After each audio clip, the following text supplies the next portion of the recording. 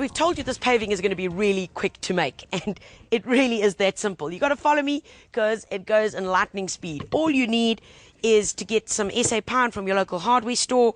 The thickness depends on what you want. We've gone with the 44 by 20, and we use this in most of our molds. We've got 3 lengths that are at 500, okay? We've got 2 lengths that are at 540, and we've got 1 that is a 20.5. All we're going to do is put this together as such. So we're going to go 1, 2, and 3. This guy forms the top, so we're going to put him there. This guy is the bottom, just like that. And then this little okey pokey comes in here like that. And hey presto, there's your basic mold. All we've got to do now is use this awesome drill to screw in some wood screws right into here. Garth, you may have the honours. Thank you. Right. I'll hold this boykie in place.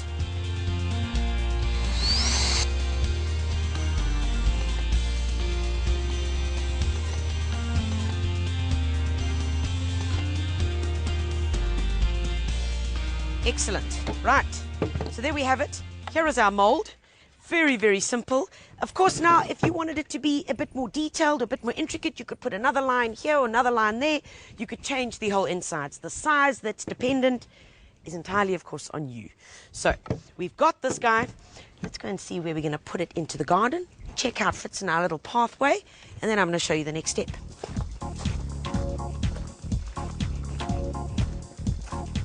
So the mixture that we're using today, Garth, what are we going with? We're going to go for 2 river sand Uh-huh. to 1 pot of cement. Okay, excellent. We're using buckets as our form of measurement. So it's 2 buckets of river sand to 1 bucket of PPC cement. So let's get it in.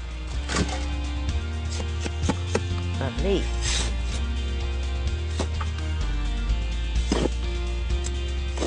Now what we're going to do is add little bits of water because we really want this to be quite a dry mixture, because it's going to be literally put into the mold right at the pathway.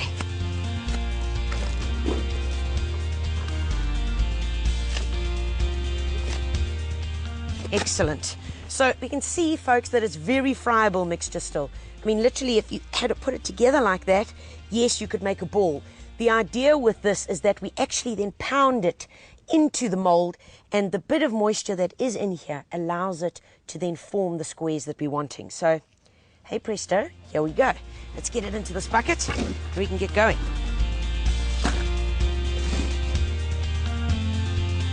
Cool, that should do it. Let's go, Garth. All right, folks, so this is where our little pathway is going to go. We've got our mold, we've made our mixture.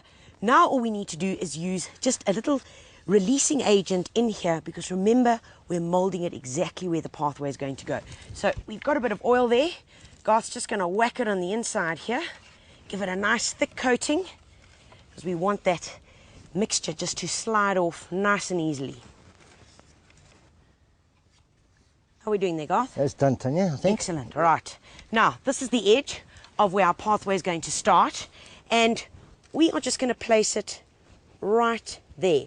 We're not putting it right onto the edge because we're obviously going to be using some kind of little filler in between, which I want to be the thickness of this, because when I remove this, that's obviously going to be the gap. The next thing that we want to do is just wet the base of the soil a little bit to allow this mixture just to really nicely stick to it. So here we go, on a bucket of water, just with a block brush, and let's just get a wee bit of water in here.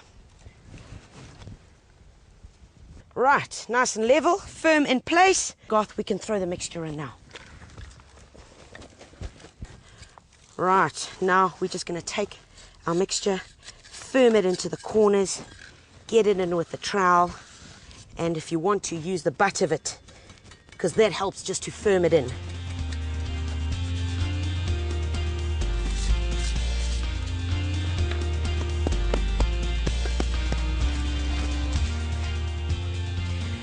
Once you've been using the float and been moving it in these round motions, and you've got it as smooth as you want. If you're not entirely happy, of course, depending on the look that you want, if you want it kind of rustic, then this finish is just perfect. If you want a smoother look, then we'll show you what to do. You just sprinkle a little bit of water on here, wee amounts of water, and then give it another whirl with the plastic trowel, the plastic float, and that's going to get your smoothness that you're wanting.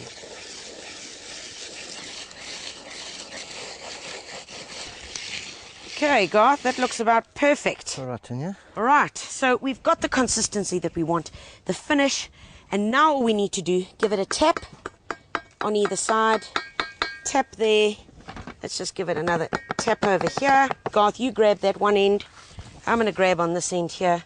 And all we're going to do is gently lift this up. Okay, move it up. There we gently lift it. There we go.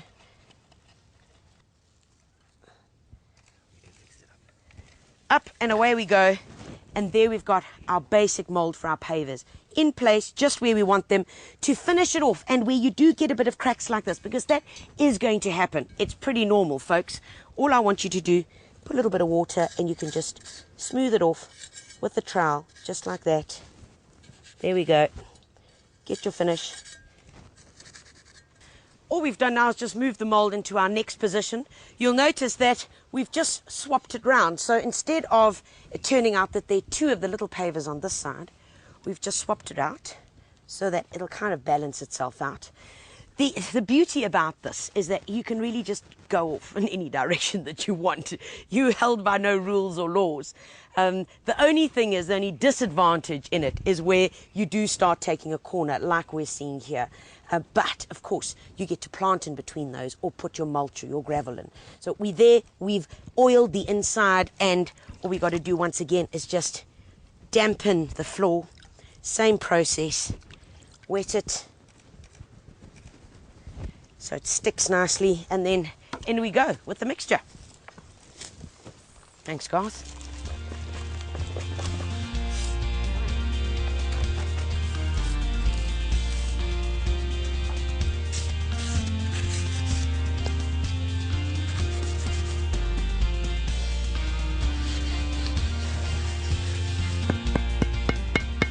Right, Garth. Yippee. Magnifique! This guy looks awesome, perfect, and I tell you what, one of the dogs have even run across it and it's still standing. The trick is now just to leave it for a day.